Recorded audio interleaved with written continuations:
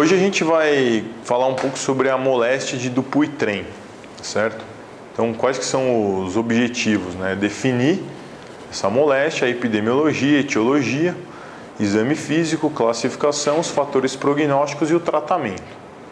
Primeiramente, qual que é a definição da moléstia de Dupuytren? Ela é uma fibrodisplasia proliferativa do tecido palmar subcutâneo, tá? Então, o que está envolvido na gênese dessa doença é uma célula que é o miofibroblasto, tá bom? Então, o miofibroblasto está envolvido na doença de Dupuytren. E ela pode pegar as mãos, que é mais comum, a face plantar, né, que é chamada de doença de Ledderhose, ou a região peniana, onde ela é chamada de doença de Peyronie, tá? A doença de Ledderhose é mais ou menos 5% dos casos das moléstias, de Peyronie 3%. E normalmente elas estão associadas com maior gravidade, né, que é a moléstia de Dupuytren nas mãos. Qual que é a epidemiologia? Falar primeiro sobre idade e sexo. Os homens têm 10 vezes mais chance de ter essa doença que as mulheres. Então, em homens, ela é 10 vezes mais comum. Normalmente é na 5ª a 7ª décadas de vida. Sobre a etnia, ela é mais comum em escandinavos e celtas.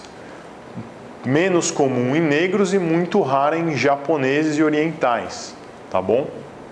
E tem algumas doenças que estão associadas com a moléstia de Dupuytren, como o diabetes, a epilepsia e o etilismo, que ainda é controverso.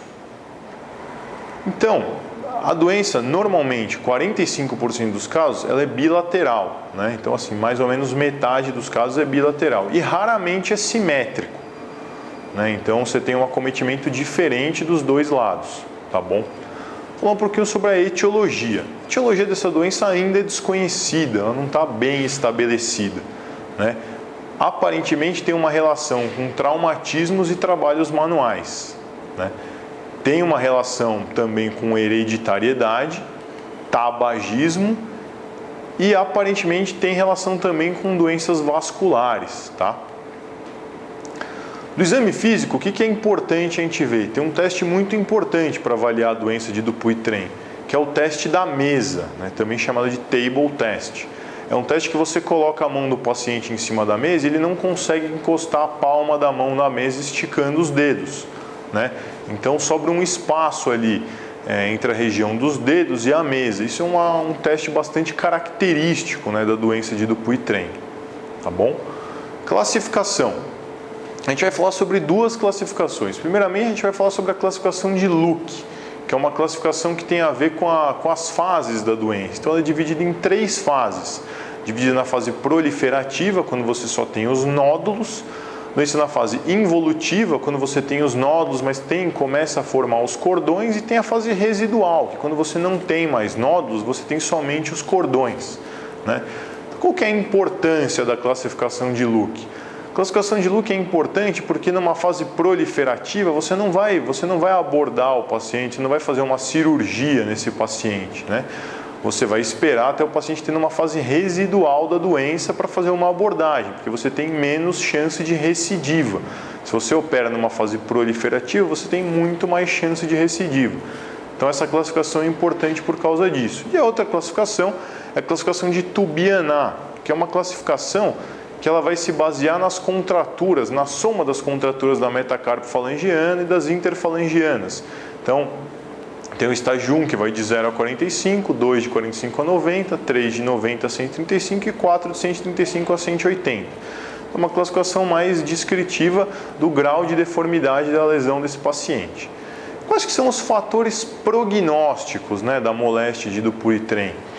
Então, os fatores prognósticos são hereditariedade, né? Então, na família do paciente, se ele já tem um caso de Dupuytren, pode ser que ele tenha, né? E pode ser que seja semelhante ao quadro que já existiu na família. O sexo, importante também, por quê? Porque as mulheres elas têm uma progressão mais lenta da doença que os homens, né? Alcoolismo e epilepsia estão relacionados com uma doença mais grave. Então, se o paciente tem abuso de álcool, se tem história de epilepsia, provavelmente ele vai ter um quadro mais grave da doença, né?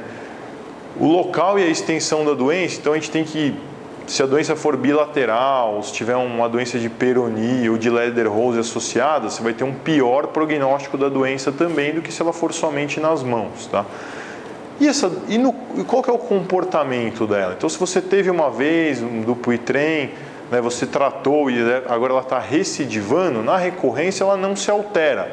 Ela vai ser semelhante, vai ter um comportamento semelhante ao qual ela esteve na primeira vez, tá bom? E uma coisa importante de lembrar, que cai bastante em prova, é que o ligamento de Cleland, normalmente ele não está acometido da lesão, ao contrário do ligamento de Grayson, que está acometido. Então é importante lembrar isso daí, tá bom? Qual que é o tratamento da lesão? Tem espaço para o tratamento conservador, com colagenases, por exemplo? Não se sabe ainda, não se sabe se vai mudar, né, o prognóstico da doença, se ela vai evoluir com o tratamento conservador, né? Então é uma coisa que ainda está em estudos, né, e não se tem uma resposta definitiva sobre isso. Então a maior parte do tratamento é um tratamento cirúrgico, né? E quando que a gente vai indicar esse tratamento cirúrgico? A gente vai indicar quando você tiver uma contratura da metacarpofalangiana maior do que 30 graus, ou uma contratura da interfalangiana proximal maior do que 15 graus. E com esses graus de contratura, você já começa a ter uma limitação importante do uso das mãos, então, a partir desses valores, está indicado o procedimento cirúrgico, né? Quais são os procedimentos cirúrgicos que a gente pode usar? A gente pode fazer uma fasciotomia subcutânea, né? Somente liberar percutaneamente a face. Quando que a gente vai fazer isso? Vai fazer isso em pacientes idosos, pacientes que têm más condições clínicas. Por quê?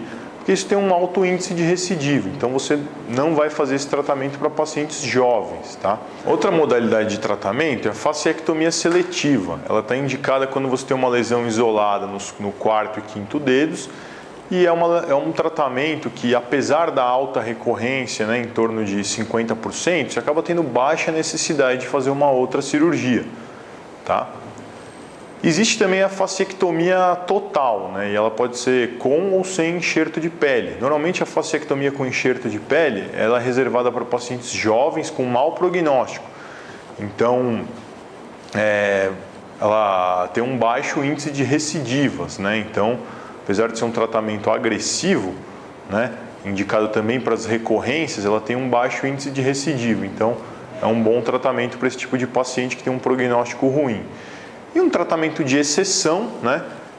Amputação, ela é realizada somente se for uma lesão muito acentuada, uma contratura muito acentuada, e ela é reservada somente para o quinto dedo, né? Então é um tratamento de exceção mesmo, não deve ser considerado nas primeiras opções de tratamento.